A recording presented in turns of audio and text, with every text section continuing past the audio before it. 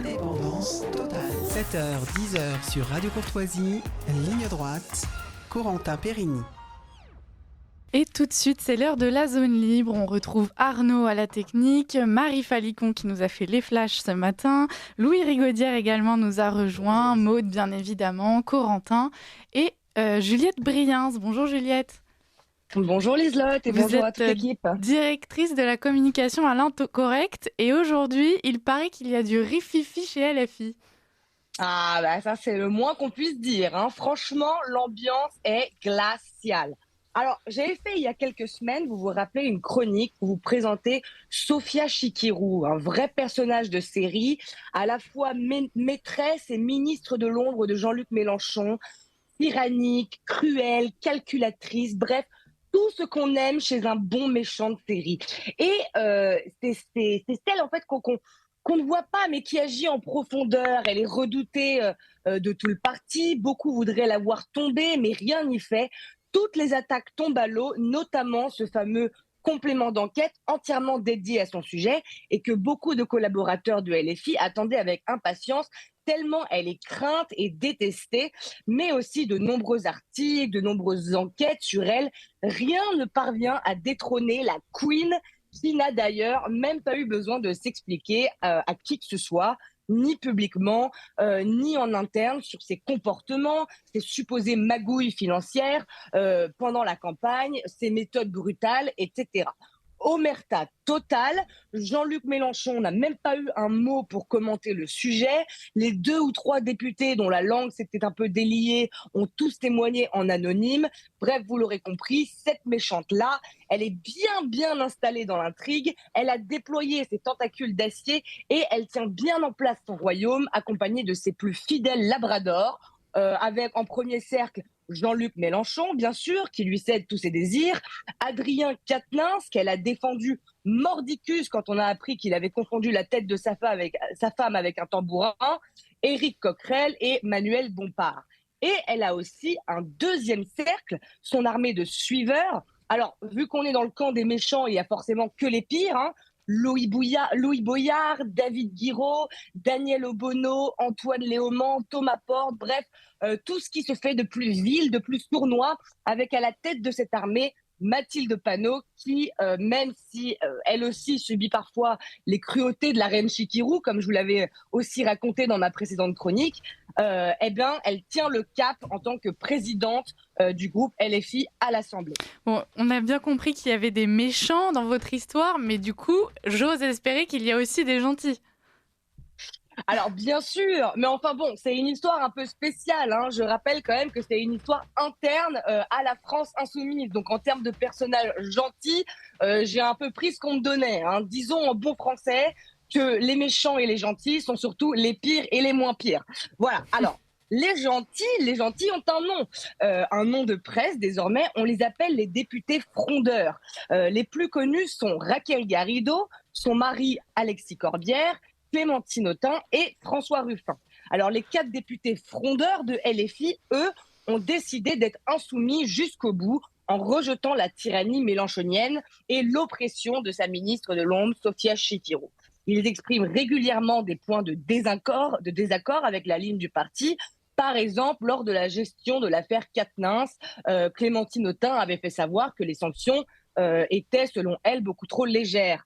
Sur la stratégie de clivage permanent aussi suivie depuis quelque temps par le parti qui additionne les scandales et les fractures avec l'opinion, sur les divisions internes à la NUP également, souvent provoquées par le mépris des insoumis à l'égard des communistes ou des socialistes, et enfin, plus récemment, sur la gestion hallucinante des attentats du Hamas, notamment le refus de Daniel Obono de qualifier l'organisation de terroriste, mais plutôt de mouvement de résistance. Et ça, c'est un peu ce qui a tout précipité. D'ailleurs, les frondeurs ont clairement fait savoir qu'ils se désolidarisaient de cette sortie.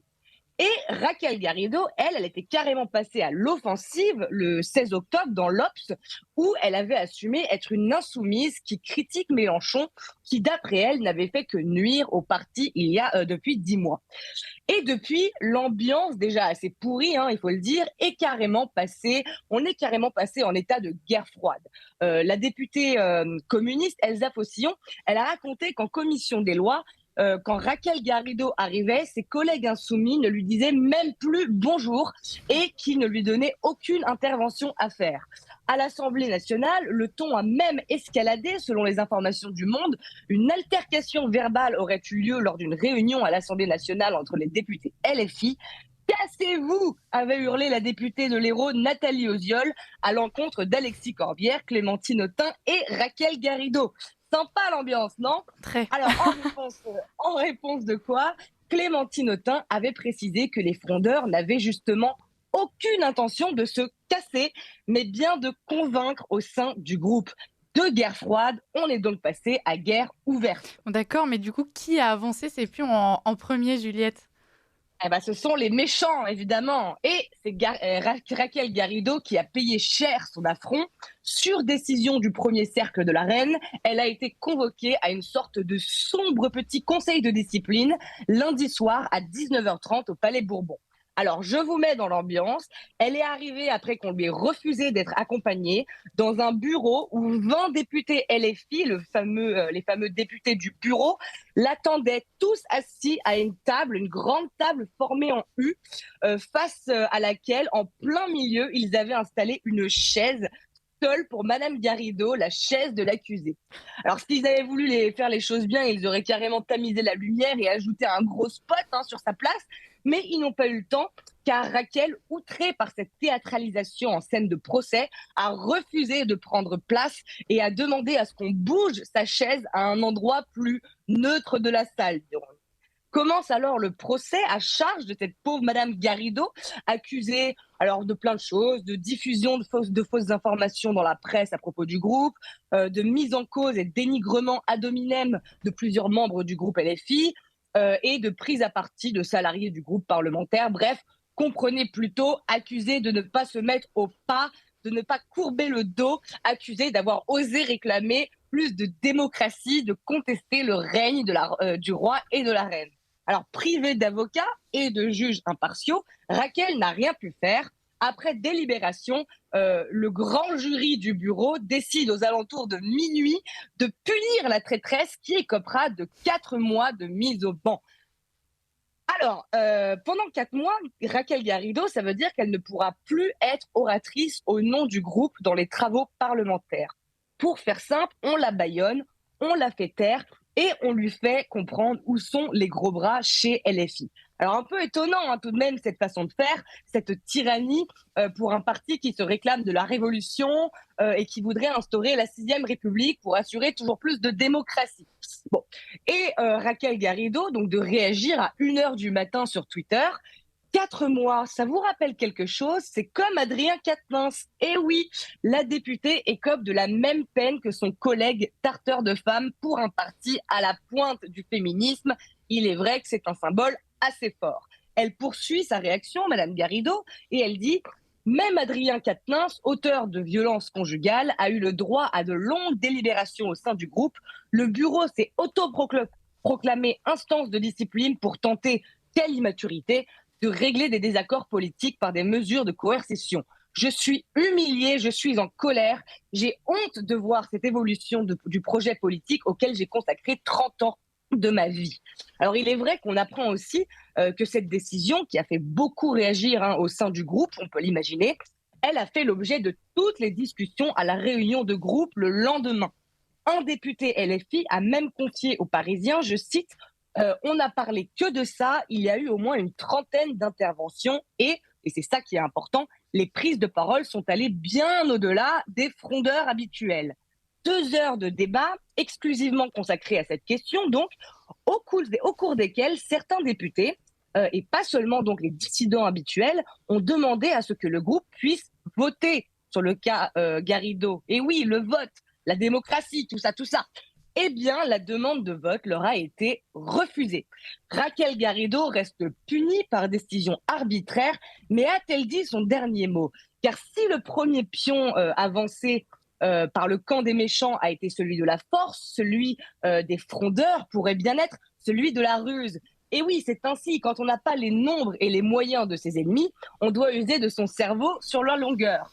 Si cette fameuse demande de vote a été rejetée, Raquel Garrido, elle le sait, c'est par peur que le résultat ne vienne déjuger les décisions du bureau. C'est que le parti est bien plus divisé que ce qu'on voudrait le croire. Cette condamnation, finalement, elle est sûrement la première pierre posée à l'édifice des frondeurs qui cherchent à retourner l'opinion en interne des députés LFI et les rallier à leur cause. Quoi de mieux que la victimisation? Raquel Garrido, opprimée sur l'autel de la tyrannie, et par qui? Par la maîtresse du patron, l'empoisonneuse, elle l'a ensorcelée. Si les frondeurs parviennent à monter eux aussi une armée de guerre ouverte, on pourra alors passer à guerre frontale, à suivre dans une prochaine chronique. Mais tout à fait, merci Juliette, parce que ça prend vraiment des accents de pièces de théâtre, donc on a déjà hâte d'être au prochain épisode. Voilà. Je sens que Louis Rigaudière veut réagir. Non, mais ça prend des accents de purge, hein. Surtout que c'est pas la première fois, hein. On se souvient, dès 2017, en fait, il y avait déjà eu une espèce de purge qui était beaucoup plus silencieuse cette fois, et c'est Georges Kuzmanovic, qui était un ancien de LFI, qui le rappelle sur son compte Twitter, et il cite notamment François Coq, il cite Charlotte Girard, enfin voilà, il y en a plusieurs, quelques-uns qui étaient beaucoup moins à gauche que Mélenchon, beaucoup plus républicains. C'était finalement la campagne de 2017 et ils se sont fait éjecter d'une façon assez scandaleuse. Donc finalement, voilà, Mélenchon a gardé ses bonnes vieilles habitudes et c'est vrai que le symbole de 4 mois de suspension est vraiment est vraiment sale, dégueulasse. Hein. C'est vraiment terrible pour son image. Et ça, forcément, ça empiète son travail au Parlement. Donc c'est vraiment l'image est vraiment... c'est un sale coup qu'on lui a fait. Avec cette grande purge, on se sent presque chez les communistes russes. J'allais le dire. Habitués du nettoyage interne. Bon, là, c'est pas la retouche photographique, l'arme redoutable de Staline, 70 ans avant Photoshop, mais voilà, la purge est quand même un peu comparable. On sent un petit peu l'ADN. Bientôt le goulag. Et puis, il faut dire que on n'a pas fini d'entendre parler de cette histoire. Il y a quand même l'héritage du parti LFI qui est en jeu. C'est-à-dire que pour l'instant, Jean-Luc Mélenchon est encore le candidat naturel de LFI, mais les élections, c'est dans des années. Et on a bien vu que Manuel Bompard, par exemple, s'était déjà mis en ligne dans la presse comme candidat héritier naturel du candidat LFI. Et ça, je ne pense pas que ça plaise à tout le monde. Donc, il y aura forcément une guerre du trône également. Forcément, oui. Forcément, mais il faut aussi rappeler que Raquel Garrido était encore à la France Insoumise au moment de la purge que j'ai évoquée dès 2017, au moment où il y a eu toutes les outrances et au moment où là encore il y a eu des injustices absolument incroyables. Je pense à Taha Bouaf qui a aussi subi le même sort que Raquel Garrido, où il y a eu un espèce de jugement. Bon là c'était beaucoup plus grave avec des accusations d'agression sexuelle, etc. Mais lui-même ne connaissait pas il ne connaissait pas les accusations en fait. C'est très opaque tout ça. Mais Raquel Garrido était encore là et ne le dénonçait pas à l'époque. Là forcément, quand elle en est victime elle-même, c'est là qu'on l'entend un peu plus. Donc c'est un petit peu dommage, quoi. Après, la purge, on va dire, n'est pas que réservée, il faut le rappeler quand même à LFI. On peut penser aussi, voilà, à droite, à la guerre du trône, évidemment, le Rassemblement national, une fois devenu Rassemblement national, après être Front national, a évidemment aussi purgé dans ses rangs les personnes plutôt proches de Gollnisch, de Marion Maréchal, etc. Donc, oui, les historiques. De purge, en fait, s'observe dans d'autres partis. Voilà. Comment dire, le Rassemblement national ne prône pas la vertu en permanence et se fait pas passer pour les saints de la République absolument irréprochables. C'est ça qui est un petit peu compliqué avec ces gens-là.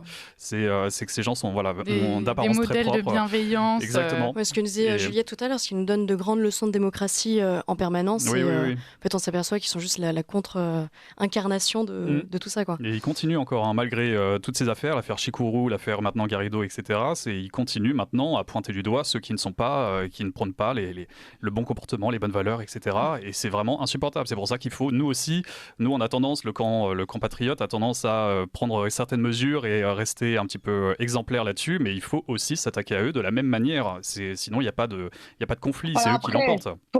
Pour notre défense, je veux dire, LFI se sabote très bien tout seul. On n'a pas besoin d'intervenir beaucoup, il faut le dire. C'est pour ça qu'il faut en profiter pour clouer le cercueil, quoi. Faut y aller, quoi. Il n'y a pas besoin de... Surtout en ce moment. Oui, non, mais voilà, faut en profiter un petit peu, parce que leur comportement est assez insupportable en ce moment, quoi. Malgré les affaires, ils continuent encore de l'ouvrir, mais c'est compliqué, quoi. En tout cas, je pense que c'est que le début de cette histoire. Oui. On peut revenir aussi sur cette théâtralisation. Moi, ça me marque profondément. C'est d'une humiliation, mais magistrale, quoi. Enfin, et donc d'autant plus en décalage. Elle avait demandé à être accompagnée par un autre député qui aurait pu la soutenir en qualité d'avocat, puisqu'apparemment c'est un procès. Donc, non, ça lui a été refusé. Effectivement, cette scène-là avec la grande table en U et la chaise au milieu, c'est quand même assez particulier et ça lui a pas plu du tout à Madame Garrido. Ouais, c'est compréhensible. Oui. C'est vrai qu'une audition quand même d'1h30, etc., c'est dingue. Elle a été, enfin, au-delà du côté, elle est plus oratrice du groupe, mais ses explications de vote sont suspendues. Elle n'a plus le droit de poser des questions au gouvernement. Enfin, c'est vrai que c'est quand même très loin, quoi. C'est une humiliation et surtout que ça n'a aucune valeur juridique en soi. C'est vraiment une condamnation politique et assez arbitraire. Ça a créé une vraie scission au sein de LFI. François Ruffin, Clémentine Autain, évidemment son mari Alexis Corbière. J'allais demander, il a réagi, Alexis Corbière ? Oui, bien sûr. Sur Twitter, ils ont tous montré, ils l'affichent, même dans les médias. Je vous invite à écouter l'interview de l'entretien de Clémentine Autain sur France Inter, qui va vraiment, elle y va franco, quoi. Donc ça fait bizarre de les entendre comme ça. Elle a dit que elle trouvait ça atterrant. Voilà. Oui. Non, elle mâche pas ses mots. Maintenant, comme je dis, c'est plus une guerre froide, c'est une guerre ouverte. C'est assumé. Ils contestent la mainprise de Jean-Luc Mélenchon et de Sophia Chikirou sur le parti et ils le disent. Maintenant, c'est à eux de renverser l'opinion en interne, quoi, comme on l'a dit. Et est-ce que vous pensez que l'on peut craindre, enfin, ou souhaiter avoir, mais que LFI se déchire vraiment et puis que d'ici quelques années, quand il faudra réélire une tête, et bien que finalement tout éclate, quoi. Ouais. Que ça fasse plein de petits micro-partis. C'est un peu comme tout quand on a un dictateur à la tête d'un pays. Ou à la tête d'un parti, on se dit au moins on sait ce qu'on a. Ouais. Voilà, c'est pas terrible, mais on sait ce qu'on a. Si guerre il y a, effectivement, on ne sait pas avec quoi on va finir. Et bon. C'est ça. Peut-être une galaxie de petits LFI rebelles. Mais ne sous-estimez jamais, n'enterrez jamais LFI. Souvenez-vous que l'épisode de La République c'est moi s'est produit en 2018 ou 2019, donc bien entre les deux élections présidentielles. Et on pensait que LFI était complètement fini et avait chuté à ce moment-là dans les sondages à des niveaux terribles. Ouais. Et ils sont malgré tout arrivés 3e avec un score extraordinaire. Donc voilà, tout peut changer d'ici là. Ce qu'il faut bien dire, c'est que c'est vraiment le sort de la NUP qui se joue aussi, parce que les frondeurs, eux, ils sont team NUP, c'est-à-dire eux, ils sont pour le rassemblement entre les gauches, parce que pour eux, c'est le seul moyen de gagner. Et justement, ce qu'ils contestent, c'est que LFI soit trop méprisant, soit trop sûr de lui, se trouve trop au-dessus de la mêlée. Eux, les autres, ils pensent qu'en fait, qu'ils n'ont pas besoin de la NUP. Et qu'ils n'ont pas besoin de s'allier avec les communistes et les écolos et les socialistes, alors que les frondeurs, eux, pensent que c'est le seul moyen de gagner et de concurrencer la droite. Et donc c'est ça qui se joue vraiment réellement aussi. Bon, Marie Falicon, un dernier mot peut-être ? Ouais, un tout dernier mot, mais c'est vrai que n'oublions pas aussi que même s'ils perdraient des gens dans leur rang, il y a quand même 50 000 naturalisations par an et on n'oublie pas la stratégie de Terra Nova. Donc en fait, ces électeurs, ils les retrouveront ailleurs malheureusement. Merci à tous pour cette zone libre. Merci Juliette Briens. Je rappelle, vous êtes directrice de la communication chez L'Incorrect.